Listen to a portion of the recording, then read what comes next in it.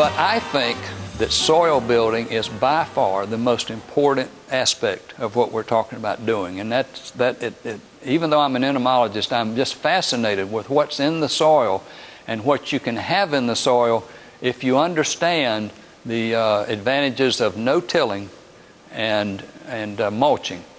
It is the single most productive thing you can do. Now, in order to build the soil, we need organic matter. And there are lots of forms of organic matter that you can use: manure, animal manure, compost, leaves, grass clippings. Coffee grounds are great. Tea leaves are great.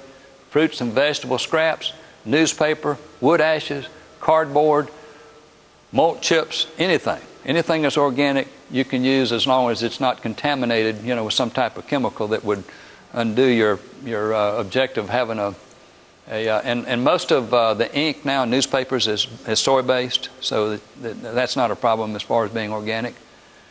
You'll need lime. Lime adds calcium and corrects pH, and I won't even say it. I think we're going to get that point across. And then stop tilling. And I'm going to hit that some more. Stop tilling. Why stop tilling? With mulching, it greatly reduces weeds, so you have a lot less work. You'll be surprised how much easier it is to garden. Natural, undisturbed soil is a living community. It is all interdependent. Each part is interdependent on the other. There are literally thousands of micro, which means too small to see, or macro, which means large enough to see, flora, which means plants, and fauna, which means means animals. As you know, that all living things are divided into those two large groups. Then their jobs are primarily to break down and recycle nutrients for the plants.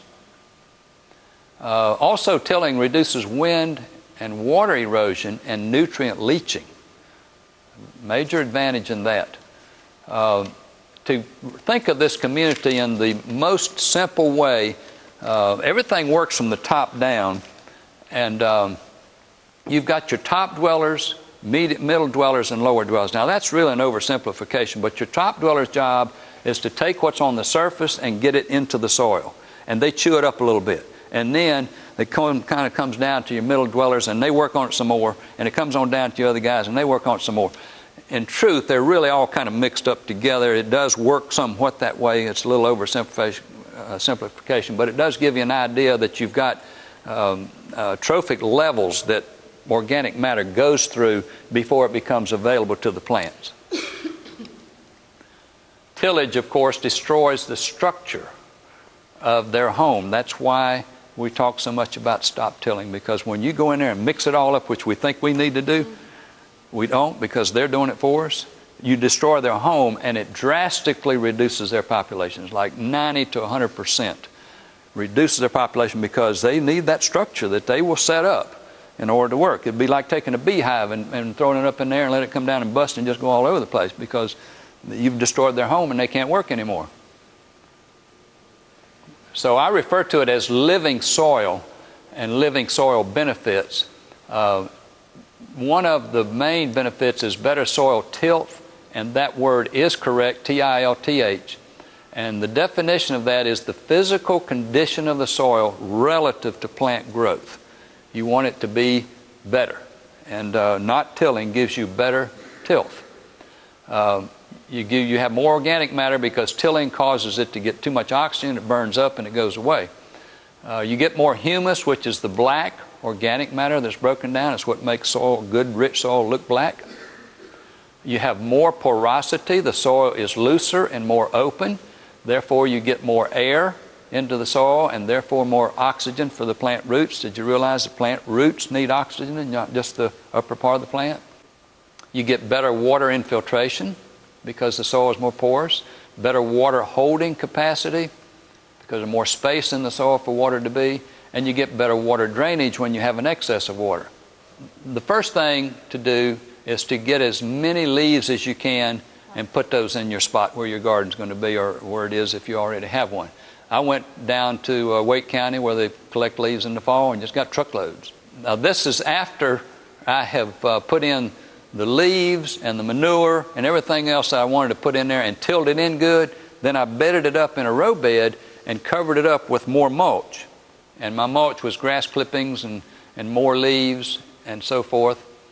The approach that I talked about is to quick start. You can do it without tilling. And a lot of people advocate that. Tilling once will get you a much faster start. And that's the reason I do it. You can do it either way. You know, it's up to you. But start off by adding 1 to 2. This is for a 1,000 square foot garden. It's 25 feet by 40 feet roughly. And start by adding 1 to 2 full-size loads of organic matter like leaves or leaf mold.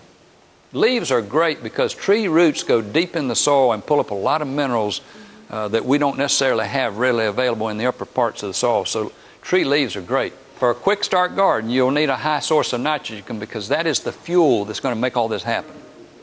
And the best high source of nitrogen, I think, is chicken litter.